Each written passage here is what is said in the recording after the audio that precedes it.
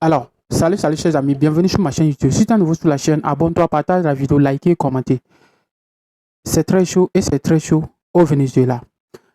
Cette matinée, les services de renseignement américains ont appréhendé Nicolas Maduro. Ils ont commencé très tôt dans la matinée à bombarder le palais et la capitale vénézuélienne parce qu'il y a eu d'infiltration des services de la CIA.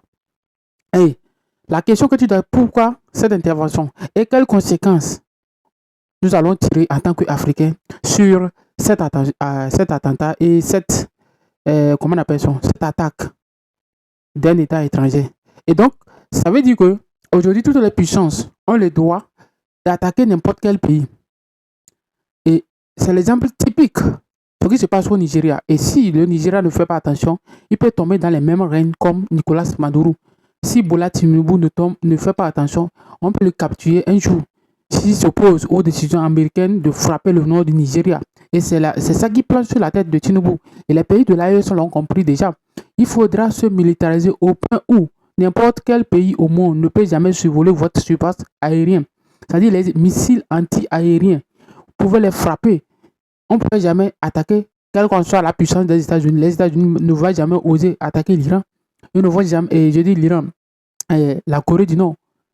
C'est pour cela que ces pays-là ont compris que non, s'ils se militarisent au point, à un niveau donné, ils feront face à toutes ces agressions internationales, soit dites pour le respect, pour combattre les narcotrafiquants. Alors, Nicolas Maduro est accusé de trafic de drogue, de complicité de trafic de drogue et autres avec des narcotrafiquants.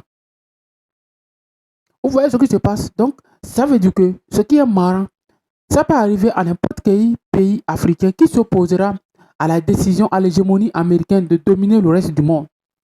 Et c'est la question que les autres pays doivent tirer.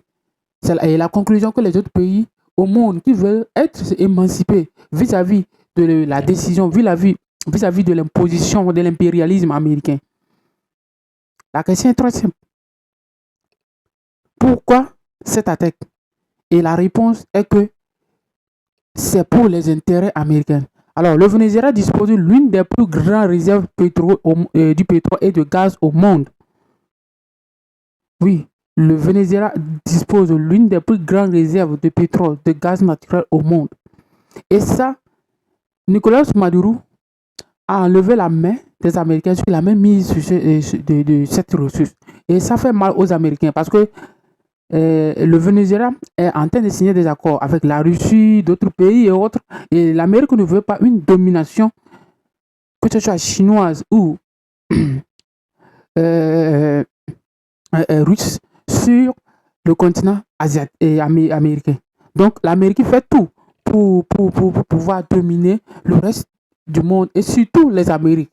Surtout les Amériques. Là où il y a l'intérêt américain, ces Américains, que ce soit le président, que ce soit les démocrates ou les républicains, ils feront tout pour protéger cet intérêt. Et c'est pour cela, comment on appelle-t-on, le président Donald Trump a attaqué le Venezuela.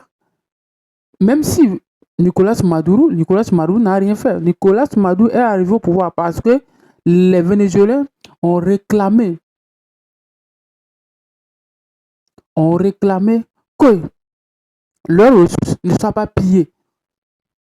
Et aujourd'hui, comme les Américains n'ont pas la même mise sur ce pétrole, alors on est obligé de le dégager. Donc, c'est un exemple typique qui démontre que si aujourd'hui, l'exemple du Nigeria, ce qui plonge sur la tête du Nigeria, des dirigeants nigériens, ça peut arriver à eux-mêmes.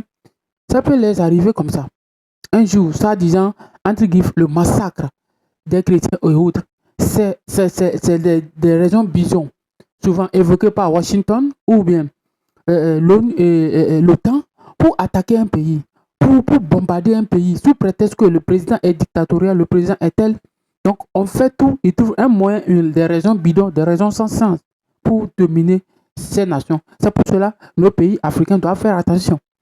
Ce qui arrive, c'est du feu et ça serait dangereux pour les pays africains. Donc, si tu es nouveau sur ma chaîne, abonne-toi, partage la vidéo.